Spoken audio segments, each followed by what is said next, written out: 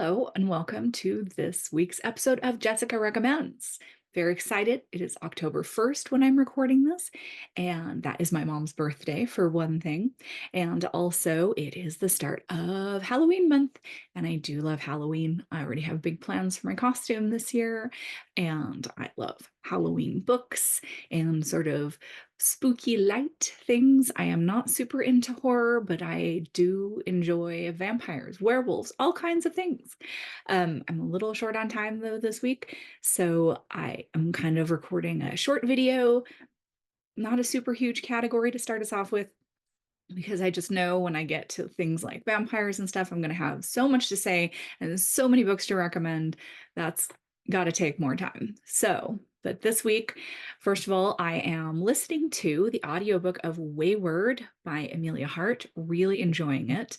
And I am reading still Tad Williams' Into the Narrow Dark, absolutely loving it. I'm about halfway through, really enjoying it. And as a family, we are still reading aloud Impossible Creatures by Catherine Rendell and really loving that. So to dive in though, this week we are talking about man-made monsters for our first Halloween category.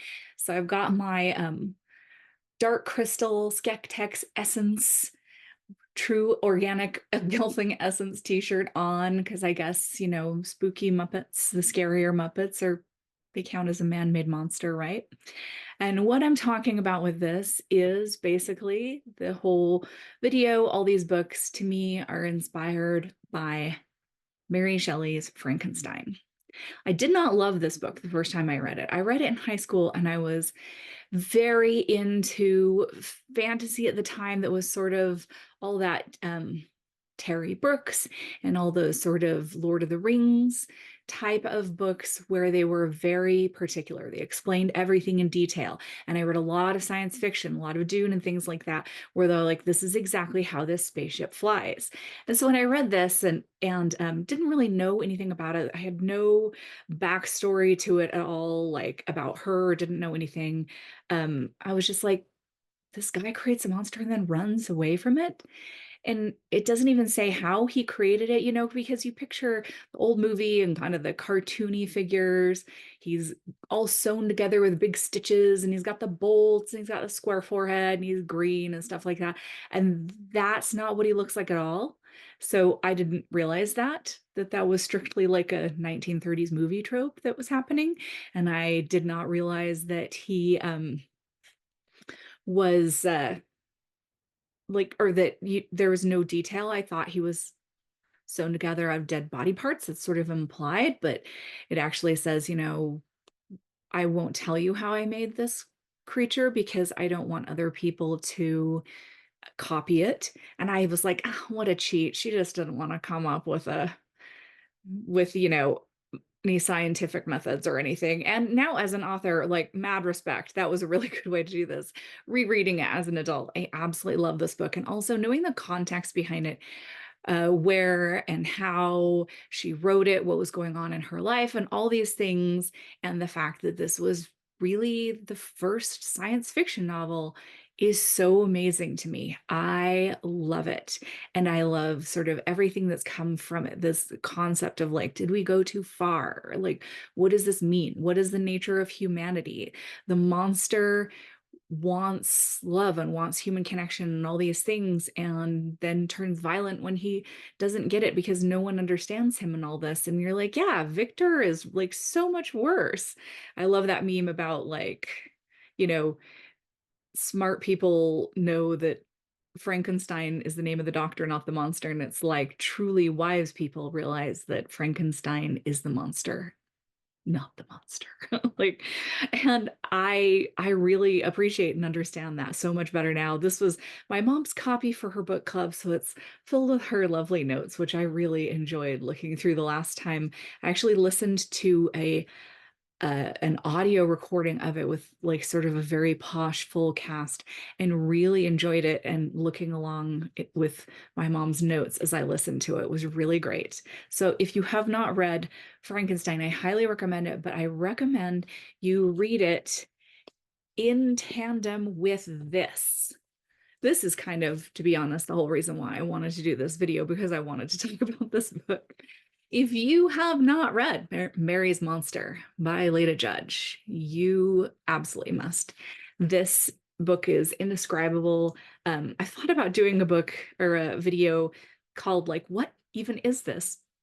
Like, how do you categorize this book? And if I do, I will probably include this one again as well. Um, Leda Judge is an award-winning illustrator, a picture book illustrator usually, and she became obsessed with the story of Frankenstein and also the story behind it, what Mary Shelley was going through when she wrote it, all and the story of her life. And this is a biography of Mary Shelley up until pretty much the publication of Frankenstein. And it is charcoal drawings that she then ran water over it to give it this sort of smudged and weeping look, which I love. And the biography is told entirely in poems. They are lovely. And again, my mom read this for her book club. And so it's got her notations in it. So when I met Lita at a thing a while back, I had this signed to me because mom said I could keep the book, but my mom said, you've got to tell her like this one and this one were my two favorite poems. And so I had to show her mom's notes and what her favorite poems were and stuff when I was getting the book signed because it's just gorgeous. Everything about it is gorgeous.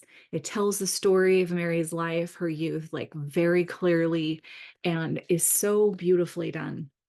The art is just stunning. I mean, just even the cover. It's both spooky because her life was spooky and sad, and her life was sad, and it's just tremendous. So I recommend reading, honestly, Mary's Monster first and then reading Frankenstein if you've never read Frankenstein, or read Mary's Monster and then reread Frankenstein, or listen to a really good audiobook of it. There's several really great productions out there, and it's really enhances it if it's done more like as a radio play almost. So that's my big recommendation there with Frankenstein. So when I say man-made monster, I'm basically talking about books where a human has created something and it has turned on them. Or, you know, that kind of thing where it's like, what have we done? What has this brought us to? Where there is like sort of a human monster that is attacking people or that it should not have been made, except for one case, which I'll talk about later, where it should have been made. But then, of course, your baby lit recommendation is again Frankenstein by Jennifer Adams and art by Allison Oliver. This was one of my kids' favorites of the baby lit books. My youngest was kind of just the sweet age when these started coming out, and he absolutely loved Frankenstein. Frankenstein and Dracula were his two favorites of the baby lit books. He loved them so much. And this is just such a fun one to teach kids body parts with cute little Frank there looking like he's supposed to, I guess, with bolts in his head and a square forehead and all those things. But he is a pleasing shade of purple instead of green, which I do love. So this is technically not like this next book and my only other picture book recommendation. Technically, it's not like a humanoid figure, but also the main character is a rabbit. So what you gonna do? But creepy pair of underwear. We have absolutely loved the Aaron Reynolds and then pictures by Peter Brown, who is just such a phenomenal artist. But my kids have loved the whole saga that started with creepy carrots and then creepy pair of underwear, and then there's a creepy crayon as well now. And these are so fun, and he gets this pair of exciting glow in the dark underwear, this little bunny. Jasper Rabbit is his name, and he gets a new cool pair of underwear. But honestly, it's one of those things where you're super excited about something, and then when you actually get it, you realize this is not what I want at all. This bright green glowing pair of monster underwear is causing this little rabbit stress. It is so funny.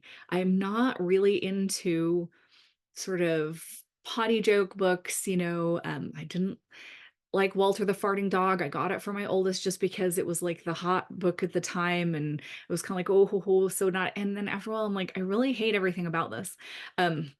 No shade, people love it, but I just did not like it. But so I'm not really into like underwear jokes and stuff so much, but I love the creepy pair of underwear, and I feel like they should capitalize on this and package like glow in the dark monster underwear for little kids because I would be all over that. That would have made potty training my youngest so much easier, let's face it. So, creepy pair of underwear. Um, Imaginary friends can be monsters as well, or there are monsters that come out of that. The Imaginary by A.F. Harold and illustrated by Emily Gravett, who is a fantastic illustrator.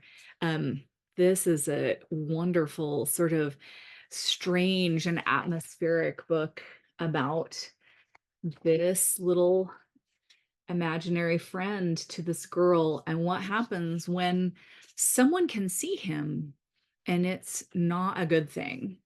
And I really liked this one. I thought about reading it aloud to my kids, and I actually started to. And my youngest at the time was quite a bit younger, and we were not very far in. He was like, I don't think I want this. So I finished it by myself, and now I want him to read it now because I think he would really like it now. But I really liked this about imaginary friends and sort of imaginary monsters come to life as well. The School Between Winter and Fairyland by Heather Fawcett. Really loved this, was sent this book as this arc a few years ago. The book came out in 2021 in October about a magic school where kids are disappearing and there is a dangerous monster that they are blaming a lot of deaths and problems on this dragon that might be coming around and eating the children or something. And what is actually happening is very creepy, but in a fun fantasy way. It's not a scary book. It's not a horror book, but the big secret of what is happening in the school between Winter and Fairyland is very unusual. And I really enjoyed it a lot. I think I actually read that out loud as well, and my kids really enjoyed it. Um, and those are all, by the way, middle grade as well. So these two were our middle grade picks for this topic. Moving on into YA, Conjured by Sarah Beth Durst. I swear Sarah Beth has written books in sort of every category. She wrote The Spell Shop that I've been raving about all summer. She has written all kinds of things. Conjured is, you know what? I'm not even gonna tell you. But just so you know, because I don't want to spoil anything, because what you find out about Conjured is the twists. I don't want to spoil anything. Let me just put it this way. Conjured, though, is a book about magic. It has romance in it, and it is a book about man-made creations that are humanoid in form. Let me just put it that way. But Conjured is a great book for Halloween, especially if you don't want something super dark, super scary, and you're not into vampires or things like that. It's a great YA book. And yeah, I remember reading this and just being like, what? What? And I love the ending. The ending was perfection. So Conjured by Sarah Beth Durst. I just didn't want to spoil anything. Also, I'm going to try to do no spoilers for this. Star Splitter by Matthew J. Kirby, which is quite recent, came out, I think, last year. So to me, that's recent, okay?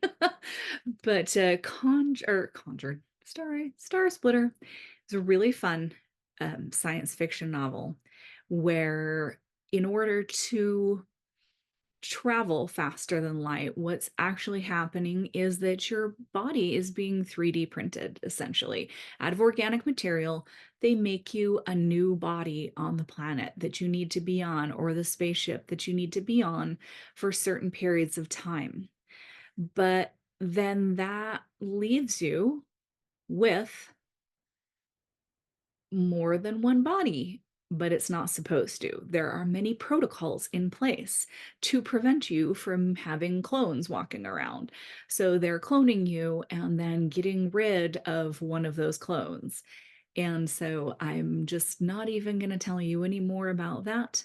Um, if you have read The Prestige that became the Christopher Nolan movie, you kind of know where that might be going.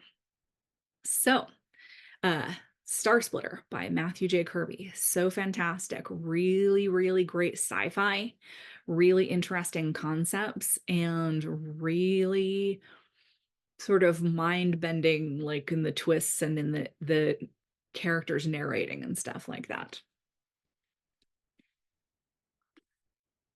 Mr. Impossible by Maggie Stiefvater. This is the first book in the Dreamer trilogy that follows up the Raven cycle.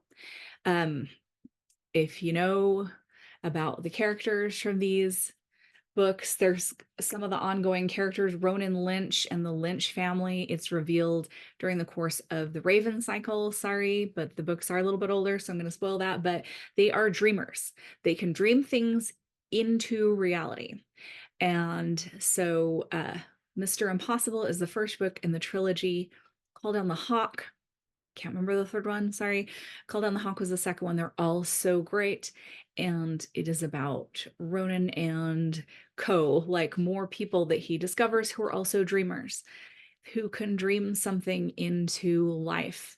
They can also dream people to life. They can create people like, the perfect girlfriend, or I don't want to spoil anything by listing any of the types of people that have been dreamed into life, but they can dream people back into life, and they can dream up new people. But what happens when that dreamer is killed?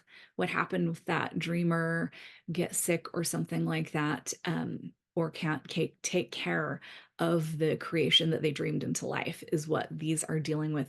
So fascinating, so good. And I just love Ronan and Hennessy and like all the characters in these books. Ronan's brothers, they're so cool.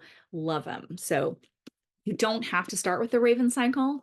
I recommend him because I really love him, but you don't have to start with the Raven cycle. You can just start with Mr. Impossible if you just want to read about this aspect of it. So, A Monster Calls, which I think is technically middle grade, but I don't know. It's dealing with some heavy concepts. It's written by Patrick Ness. It was started by Siobhan Dowd, and then she passed away. And Patrick really finished it and is given writing credit. And the illustrations are by Jim Kay. As you can see, it's won everything. The Newbery, the Prince, the I don't even know what some of those are, and I can't super tell without my reading glasses.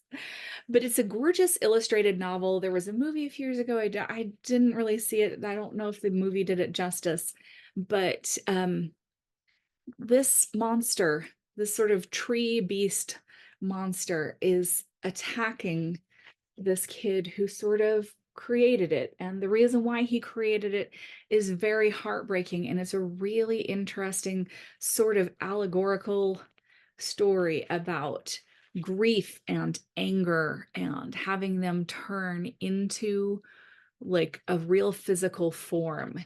And so the monster that has come to call for a reason, and the kid needs to acknowledge what that reason is. And it's really beautiful. It is, I know it looks kind of dark and scary. It's not at all scary. It's actually a really beautiful, really sort of bittersweet book, and I really love it. And that's kind of bridging the borders, kind of upper middle grade, I would say. So yeah. Okay, Dream Hunter and Dreamquake by Elizabeth Knox. Absolutely love these books. Also might put them in the category of what the heck is this? Like if I ever do that video. A very unusual story, sort of a early 1910 type of vibe. These two cousins, these two teen girls who live on an island off the coast of Australia that does not really exist, but for the purpose of the book, it's very real. And it is a place where certain people who are dream hunters can walk across this invisible border into dream country, have a dream, fall asleep, have a dream, go back out into the regular world, and then when they next go to sleep, they'll dream that dream, and everyone around them will also experience the dream. And so it's created this whole society, this very unusual concept. Their theaters are dream theaters where you go and everyone lies down in satin pajamas and someone takes the stage and goes to sleep and has this beautiful dream and they can all experience it. It's really such a cool concept. And there is, in fact, a golem in it. There is like a creature made of clay and given a heart who is created in this book to serve a very specific purpose. He's not bad, he's not evil, he doesn't rise up and try to destroy his creator, but he is created for a very specific purpose. And the twist in these books, and it's very much like one big book that was cut in half, by the way, so do not get one and not the other. You need Dream Hunter and Dreamquake. They are, but the books, the world is so rich and so beautiful, and there is and sort of bittersweet. And there is, in fact, a man-made monster in these books that I really loved and highly recommend. Dreamquake won the was a Prince Honor book, and it's really kind of funny because you cannot have one without the other. So I don't know why they just honored one and not the other. It's a whole thing with me, but all right. Lives of the Monster Dogs by Kristen Backus. I discovered this book, oh, so many years ago at the library. I don't know what attracted me to it. It was a weird tiny shape in hardcover. I do know that. It's kind of shorter than a regular book and stuff. And I was like, what is this? Look at this picture. It's like this portrait of a dog in a smoking jacket. I had to know. This is a strange and gorgeous book about this scientist who essentially created through Frankenstein-like surgical practices, he was able to make dogs able to talk, give them like opposable thumbs so they could manipulate things and sort of raise them as though they were at the Prussian court pre like pre World War One. So they dress very beautifully and they have these refined manners, and the story of their creator and what is happening with them, and it very much reminded me of sort of Edward Scissorhands in a way, but it's all being told to a journalist when the monster dogs are sort of discovered. And it's really strange and really fascinating. And I love this book. It's so well written and so well done. It sort of also defies genre categorizing. Is it science fiction? Is it just like well done literary fiction with scientific elements? There's just a lot going on in this book. It's mildly horrific. It's got everything. Super love this one. The last two books I wanted to talk about, I have realized that I don't actually have copies of, or at any rate, I can't find them.